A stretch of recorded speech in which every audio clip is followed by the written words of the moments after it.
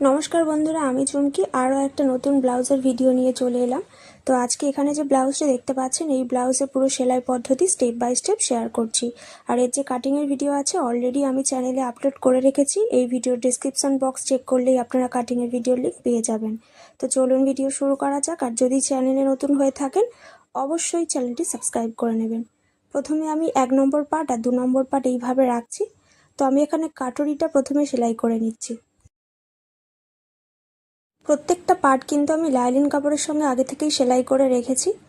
আপনাদের বোঝানোর সুবিধার্থে আমি এই কাজটা আগে থেকেই করে রেখেছি। তো 1 নম্বর পার্ট এইভাবে রাখবো আর 2 নম্বর পার্ট ঠিক এইভাবে রাখবো। 2 নম্বর পার্টের সরু দিকটা সবসময় কিন্তু হুক পট্টির দিকে থাকবে, ঠিক এইভাবে। এরপর 1 নম্বর পার্টের সঙ্গে 2 নম্বর পার্ট হাফ ইঞ্চি করে সেলাই করে নিতে হবে।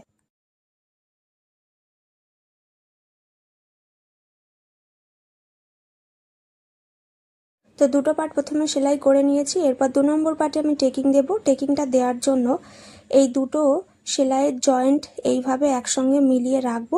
এরপর 2 নম্বর পার্টে 1 ইঞ্চি টেকিং দিয়ে দেবো একেবারে মিডিল থেকে।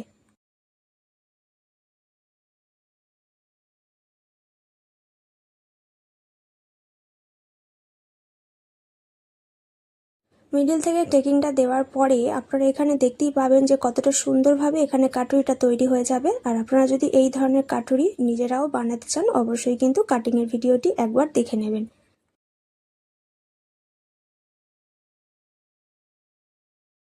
এরপর 3 নম্বরে এস পার্টটাকে এইভাবে রাখবো। চওড়া সাইডটা এইভাবে রেখে দুটো পার্টকে জয়েন্ট করে নেব।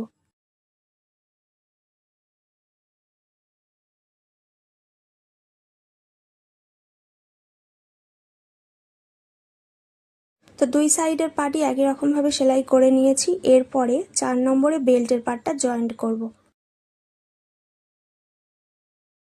বেল্টের পার্টটা সেলাই করার সময় কিন্তু বেল্টের চওড়া দিকটা সবসময় কিন্তু হুক পট্টির দিকে এইভাবে রেখে জয়েন্ট করতে হবে।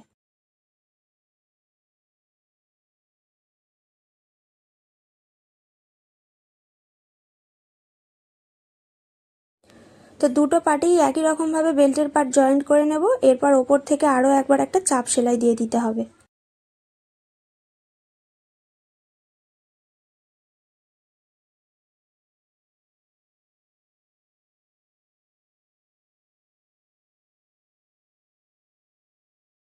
ফ্রন্টের পার্ট মোটামুটি রেডি। কোমরের সাইড থেকে 1.5 ইঞ্চি চওড়া পট্টি এবং গলার সাইড থেকেও 1.5 ইঞ্চি চওড়া ওড়েপ পট্টি সেলাই করে নেব।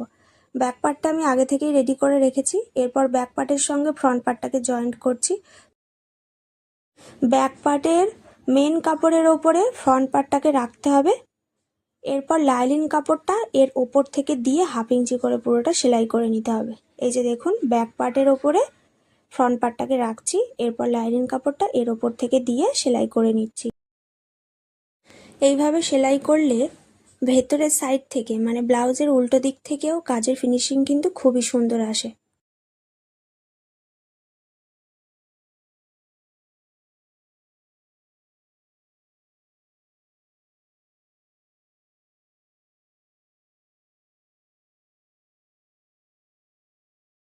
তো এইভাবে আমি দুটো পার্টকে সেলাই করে নিয়েছি।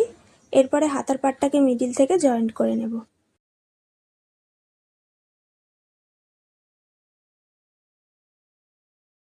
হাতার পার্ট সেলাই করে নেবার পরে প্রথমে ব্লাউজটাকে সোজা দিক থেকে একবার সেলাই করব হাফ ইঞ্চি করে। এরপর উল্টো সাইডে কাস্টমারের ফিটিংস অনুযায়ী আরও একবার সেলাই করে নিতে হবে। আর এইভাবে যখন সেলাইটা করবেন যা এক্সট্রা কাপড় থাকবে কেটে বাদ দিয়ে দেবেন।